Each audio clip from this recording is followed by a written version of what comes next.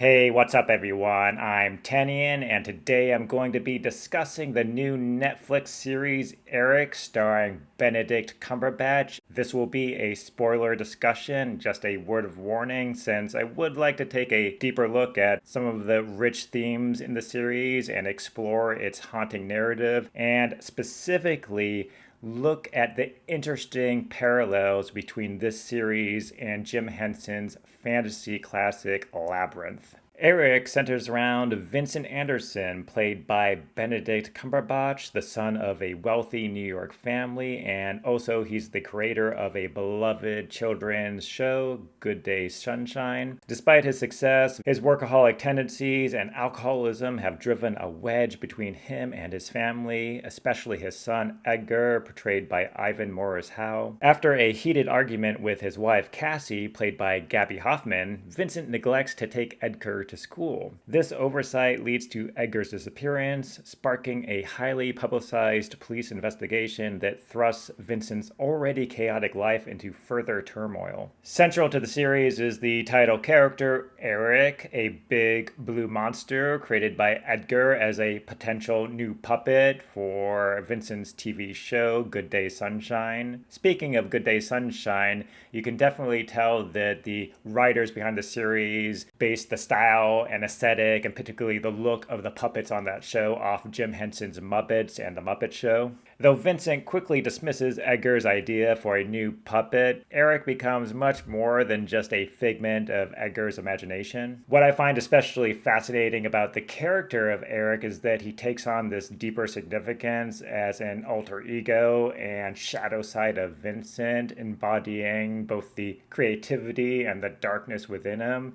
And so Eric becomes this fascinating figure, kind of reflecting the dual nature of creativity as both a source of wonder, but also a reflection of trauma. Because Eric, on the one hand, is this childlike figure of imagination, but also often becomes this tormentor figure who is often taunting Vincent with his insecurities and his failures. Eric, as both a monster figure and a puppet, really drives the show's central themes of imagination and fantasy versus reality, and for me really shows how creativity often springs from trauma and the dark corners of the psyche. The story of Eric is framed as a dark fairy tale, and while watching this series I kept thinking to myself how much the dark fairy tale framing of this show really echoed themes in Jim Henson's Labyrinth. In both narratives, a missing child enters a hidden underworld. In Labyrinth, Sarah must save her brother from the Goblin King, while in Eric, Edgar's journey takes him into the grimy, seedy underbelly of New York City. Like Sarah, Edgar navigates his fears and desires through a fantastical lens, making his way through the city's dark corners. This parallel not only enriches the narrative, but also highlights the transformative power of imagination as a means of coping with harsh realities. Also, Eric bears a physical, striking resemblance to Ludo, the friendly monster in Labyrinth. Both characters highlight how the monstrous can also be gentle and nurturing. Both of them also embody elements of both the child and adult worlds, again offering a multifaceted perspective on the nature of fear, trauma, and creativity. Eric also delves deep into social issues through characters like Yusuf, a graffiti artist, and also the character of Detective Michael Adroit, a gay black man navigating the 80s AIDS crisis. These characters, much like the monsters in the narrative, exist on the fringes of society, highlighting themes of ostracism and the hidden subcultures within the city. Edgar's fascination with Yusuf and his journey into the city's underbelly underscore how creativity and imagination often arise from marginalized spaces where pain and trauma coexist with artistic expression. Another parallel with Jim Henson's Labyrinth is the concept of the labyrinth, because in Eric, New York City itself is kind of visualized like a labyrinth. Its subterranean systems, the subway system, the sewers are depicted as this labyrinthine space which Vincent has to navigate in order to find his son Edgar. And Edgar, you later discover, is leaving visual cues for his father Vincent to find him, in a sense guiding his dad through this labyrinth underneath the city. In an interview with GQ magazine, the series creator Abby Morgan discusses how she intended the script of Eric to be a kind of Hansel and Gretel fairy tale in a modern setting, involving a child entering into an underworld space. She also describes how her personal experiences of New York City and of New York's underbelly informed the writing of the script,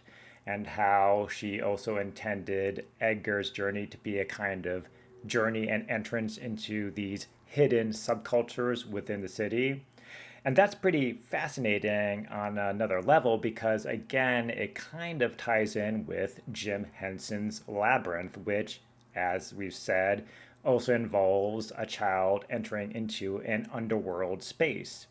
And here I have to also mention one of the tracks on the Labyrinth soundtrack featured in the film, called Underground, performed by David Bowie. And if you go and check out the David Bowie music video for the song Underground, you'll see that it's a pretty striking visual interpretation of that song, because in the music video you see David Bowie as this character entering into this New York City-esque, gritty, urbanized space inhabited by the puppets and goblins of the film. And it very much has the sense of this character entering into a hidden world, a hidden subculture, and that's why it evoked some of the themes of the series Eric for me, and I thought of that music video. The series concludes with a very poignant reconciliation between Edgar and his dad Vincent on the set of Good Day Sunshine, where Edgar dons the costume of Eric, which again is reminiscent of Sarah's toys coming back to life at the end of Labyrinth. Abby Morgan describes these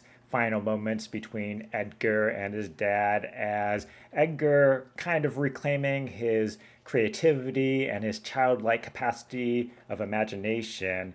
And this, again, very much ties in with Labyrinth. And I think both the final scenes of the show Eric and the final scenes of Labyrinth really express the child bridging the gap between the fantastical and the real, and by extension, bridging the gap between the child's world and the adult world. And I think they're both brilliant final moments. Like Labyrinth, Eric masterfully weaves a dark fairy tale, exploring how the monstrous within us can lead to profound creativity and self-discovery. Through the lens of fantasy, both Eric and Labyrinth invite us to confront our inner demons and find beauty in the darkness. All right, that's a wrap. Thank you for joining me on this journey through the labyrinthine depths of the show Eric. Please remember to like, subscribe, and comment below. Until then, remember that down underground is a land serene and a crystal moon. All right, bye.